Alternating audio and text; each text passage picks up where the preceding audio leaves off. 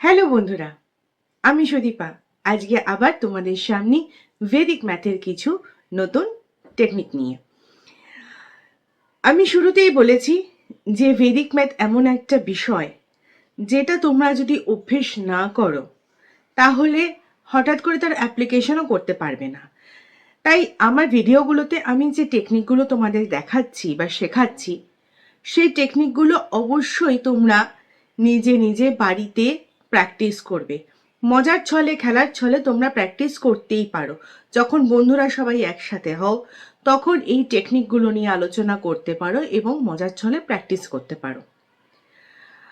আমার এই চ্যানেলে আরও নতুন নতুন টেকনিক শেখার জন্য, আরও নতুন নতুন বিষয় জানার জন্য অবশ্যই সাবস্ক্রাইব করে নেবে এবং আমার এই ভিডিওগুলো তোমাদের কেমন লাগছে সেগুলো কমেন্ট করে জানাতে ভুলবে না। আজকের টপিকে আসি। আজকে আমাদের বিষয় বেস মেথড সেকেন্ড পার্ট। আগের লাস্ট ভিডিওতে আমি ফার্স্ট পার্ট শিখিয়েছিলাম তোমাদের বেস মেথডের সাহায্যে কিভাবে গুণ করা যায়। আজকে বেস মেথডের সেকেন্ড পার্ট আমরা শিখব। চলো তাহলে দেরি না করে ঝটপট আমরা বেস মেথড পার্ট 2 শিখে ফেলি। পার্ট 2তে আমরা শিখব, আগের ভিডিওতে আমি একটুখানি বলেছিলাম এই বিষয়ে, বেস নাম্বারের থেকে কম নাম্বার দিয়ে আমরা গুণ করতে তো শিখেছি, ঠিক আছে। এবার এমন অনেক নাম্বার আছে, অসংখ্য নাম্বার আছে যেগুলো বেস নাম্বারের থেকে খানিকটা বড়।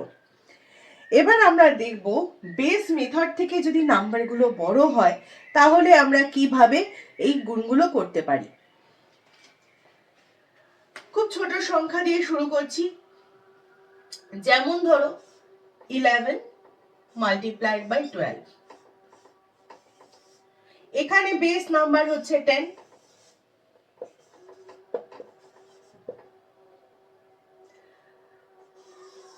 কম্পার্টমেন্টে ভাগ করলাম।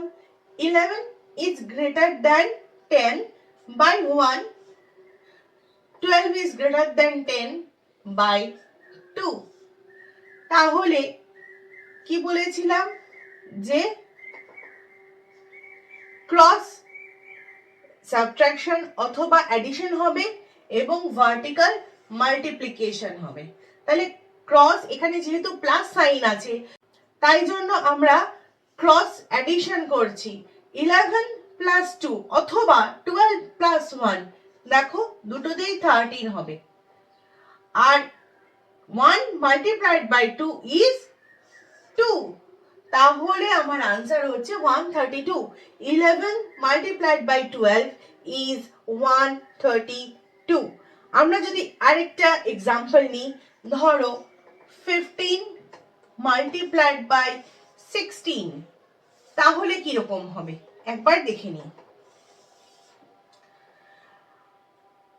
15 is greater than 10 by 5. 16 is greater than 10 by 6. তাহলে 15 plus 6 equals to 21.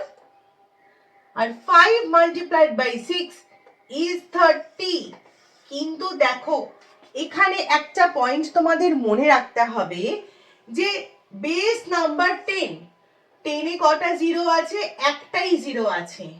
তাহলে কম্পার্টমেন্টের রাইট সাইডে আমাদের একটাই ডিজিট রাখতে হবে, কিন্তু আমার কাছে তো দুটো ডিজিট আছে। কি করব? একটা ছোট্ট প্লেসমেন্ট অ্যাডজাস্টমেন্ট করব। কি করব? 3 কে আমি সোজা এনে এখানে 1 এর সাথে যোগ করে দেব। তাহলে কি হলো? 240। তাহলে 15 মাল্টিপ্লাইড বাই 16 ইজ 240। এবার দেখো আমরা একটু বড় নাম্বার নিচ্ছি, মানে ট্রিপল ডিজিট, যেখানে বেস নাম্বার হচ্ছে 100। 100 এর বেস নাম্বার রেখে আমরা কি নিতে পারি? সাপোজ 110,105। এটা মাল্টিপ্লাই করলে কি হবে? 110 is greater than 100 by 10. 105 is greater than 100 by 05. 05 কেন লিখলাম? কারণ এখানে দুটো জিরো আছে, আমাকে ডাবল ডিজিট করতেই হবে। তাহলে 110 plus 05 অথবা 105 plus 10 is 115 and 5 multiplied by 10 is 50,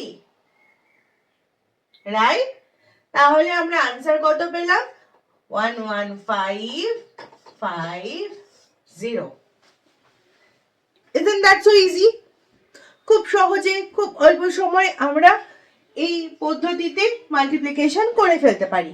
কিন্তু হ্যাঁ, যেটা বললাম, প্রত্যেকটা ক্ষেত্রে প্রত্যেকটা নিয়ম মনে রাখতে হবে। কারণ কি, সব সংখ্যা কিন্তু একই রকম ভাবে বৈদিক ম্যাথে গুণ করা যায় না, আলাদা আলাদা পদ্ধতিতে সেখানে গুণ করতে হবে। আমাদের আগে সংখ্যাগুলো চিনতে শিখতে হবে, কি ধরনের সংখ্যা আমি গুণ করছি, তাহলে আমি কোন নিয়মটা অ্যাপ্লাই করতে পারবো। চলো আমরা তাহলে আরেকটা মাল্টিপ্লিকেশন দেখে নিই। এবার আমরা আরেকটু বড় সংখ্যা নিচ্ছি। কি নিচ্ছি? ধরো 239 multiplied by 102।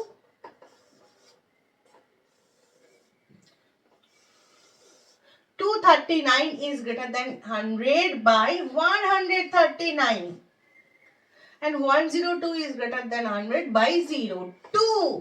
239 plus 02 is 241 and 139 multiplied by 2 is 9 2s are 18, 3 2s are 6 and 7 2. দেখো 100 হচ্ছে এখানে বেস নাম্বার, তাহলে আমি কি করছি, 2টাকে আমি এখানে অ্যাডজাস্ট করছি, প্লেসমেন্ট অ্যাডজাস্টমেন্ট। তাহলে আমার কি आंसर আসছে 24378। তাহলে 239 multiplied by 102 is 24378। ঠিক এইভাবে আমরা যদি বেস নাম্বার রাখি 1000, বেস নাম্বার যখন 1000, সাপোজ আমি মাল্টিপ্লাই করছি 1110 multiplied by 1102,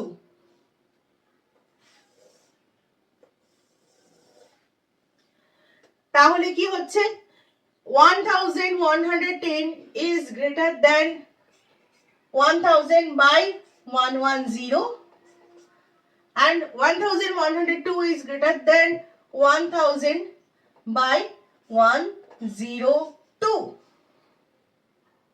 তাহলে কি হচ্ছে, 1110 plus 102 is 1212